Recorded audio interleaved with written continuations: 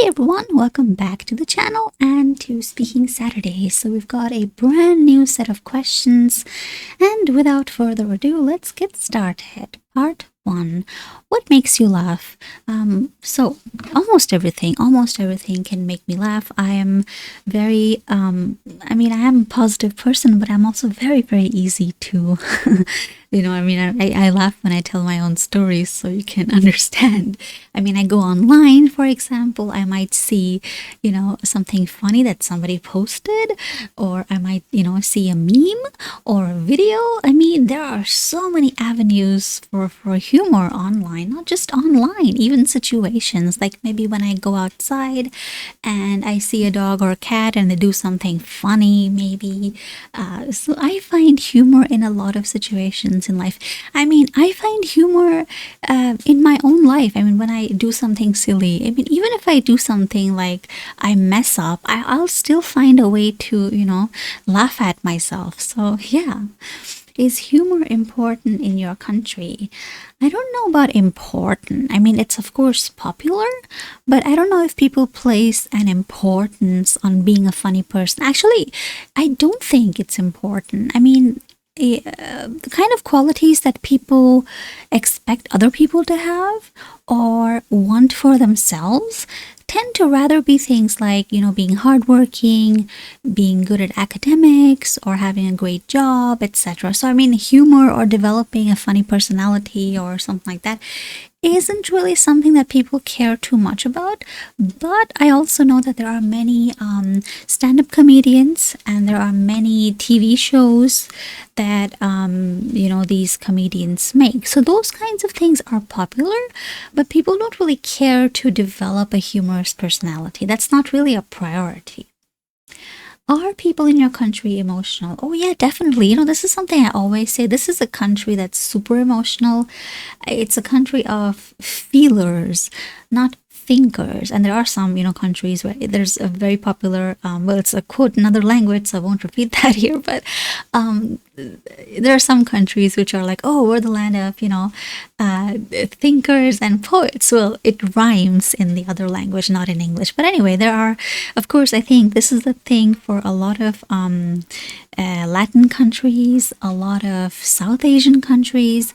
They tend to be a lot more emotional, a lot more expressive in emotional as well, whereas East Asian nations and of course Northern European nations tend to be more steely, more reserved, more, kind of restrained in expression. This is definitely a country that loves emotion. You watch a movie or a TV show, it's like in a 10-minute, sequence, there's so many ups and downs.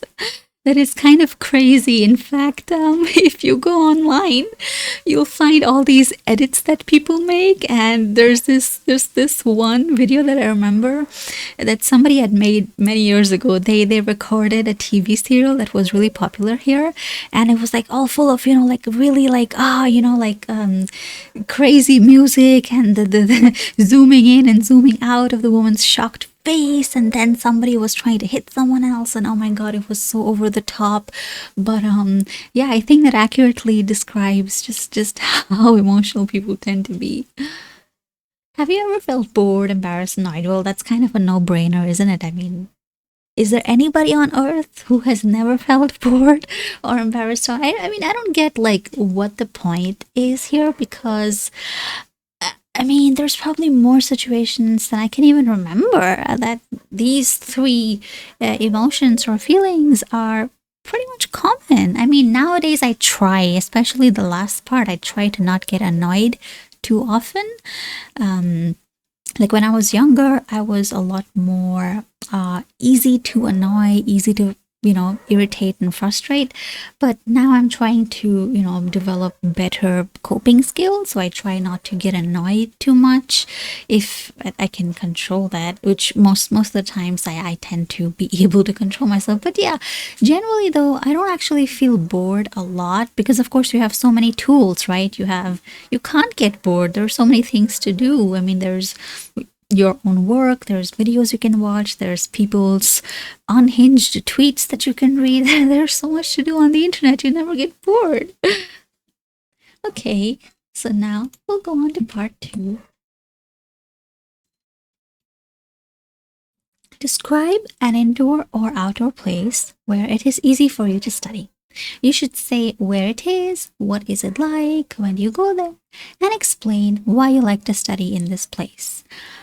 So I can pretty much study from anywhere, study or even work from anywhere, but it has to be quiet. Like that's my only, precondition. And there's this corner in my bedroom that it faces a wall, and it's kind of, I've actually created this corner because I moved my wardrobe, and so I created this little nook, and it's very comfortable. Actually, some people might feel like, oh no, there's like, some people don't like small areas, but I love little nooks and crannies like that because it allows me to focus. So when I sit there, so I have my two computers, my screen, my monitor, and then I have the laptop that's connected, and then I have another laptop, and then of course I have my phone, and I have my keyboard as well, my computer keyboard, but also my musical instrument, my little piano. So I have that set up like horizontally, and I have my chair, which is, my chair is like, it touches, my wardrobe, the back of my wardrobe. So it's kind of like a little room that I've created almost. And it's also, so when I, for example, want to take a call or, record like a video or something like that, it's also great because my voice doesn't echo like in the entire room. So that's also, I'm kind of weird, a little bit strange about sounds and lights and everything. Like the light has to be perfect. It can't be too bright. It can't be too dull. The sounds that I make, like the sound of my voice, it cannot be too loud. It cannot be too echoey. So I'm kind of like a little bit weird, autistic about things like that. So this is the perfect place because I don't have a lot of things moving around me, right? Like if you sit in a room, for example, you have all these things. You have the TV, you have the couch, you have the fan, you have people maybe, moving or whatever. And that's kind of distracting. I get distracted very easily.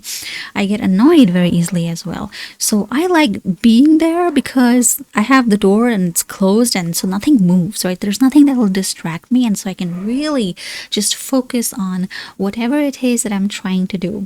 Of course, it's not always perfect because nowadays, hardly anybody has the best attention span, me included.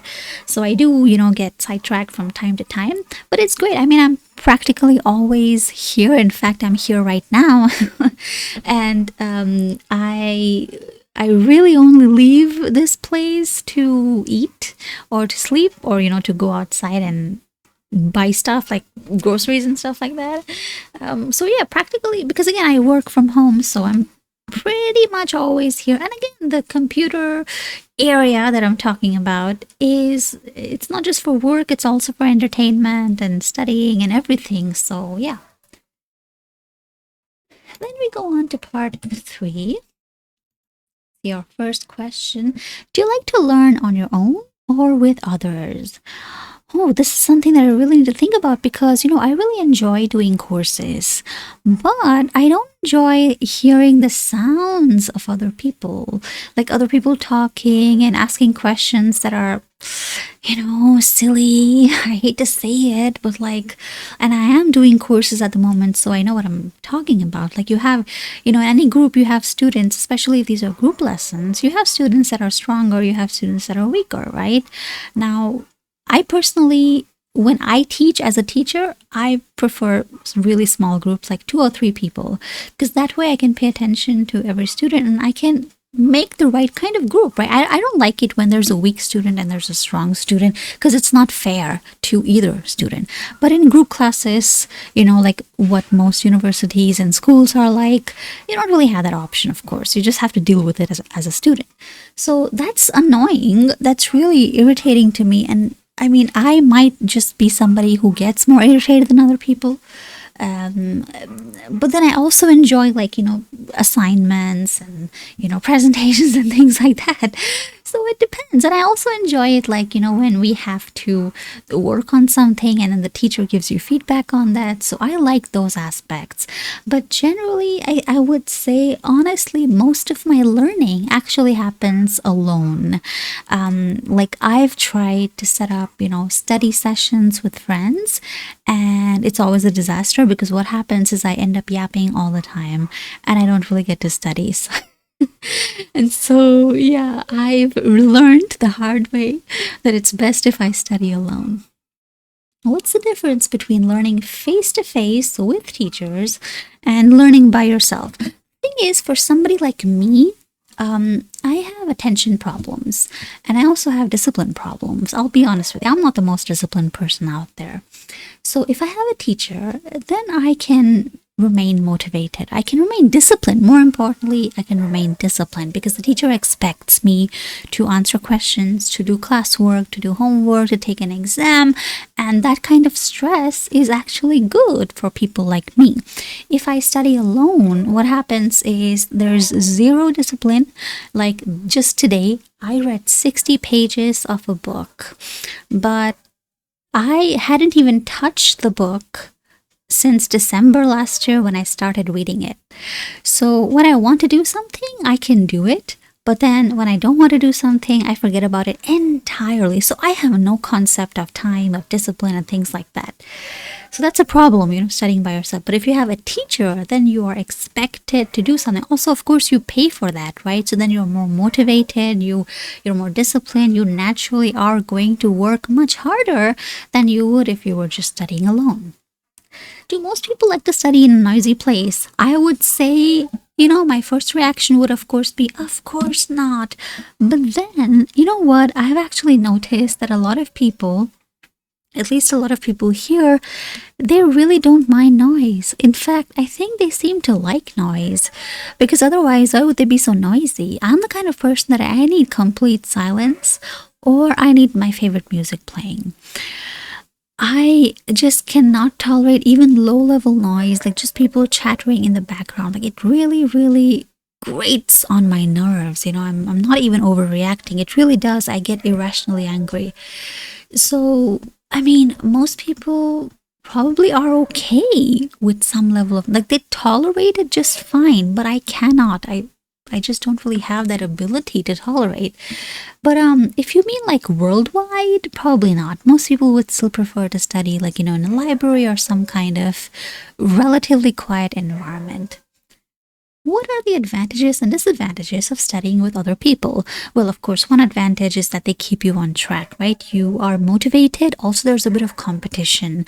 When you study with other people, even if they're your friends, it's a bit of healthy competition, right? Because you think, hey, I don't want to be the last person in class. I don't want to be, the person who gets the lowest score. So you work a bit harder. And of course, they can also be there to help you if you don't understand something. That's another thing that's really good about studying with people, and it's just a nice environment, a nice mood. You're all working on the same goal. But if you the problem can be that, again, like I said, for me personally, I hate, like, I'm learning German at the moment, I'm at a very advanced level right now, and yet there's a few people in the class that are at a much lower level, and they really drag the entire class down. And then the problem is when you're learning a language and you hear bad grammar, bad pronunciation, it can really hinder you. So thankfully it's online, so I can just not hear them, thankfully. But that's a real problem because sometimes it's just like, and again, they take up so much of the teacher's time. They take up so much of the lesson time. If you have a lot of, in a class, if you have the weaker students, of course, the teacher needs to. That's the teacher's responsibility, but it hurts the other students who might be stronger. So that's one major problem, not just in terms of language learning and any kind of learning. And I would know because I've also been the weak student in math, for example. So I guess it depends on the kind of person that you are. You have to really weigh the pros and cons before you decide to, do a course or not do a course. Right, so that was today's test. Don't forget to check out all of our other videos. We have writing videos as well, by the way. Oh, and if you have any feedback, comments, suggestions, anything at all, just leave a comment down below and I'll get back to you. So until then, well, I'll see you in the next video, in the next week, or maybe even in a few days. All right then, bye-bye.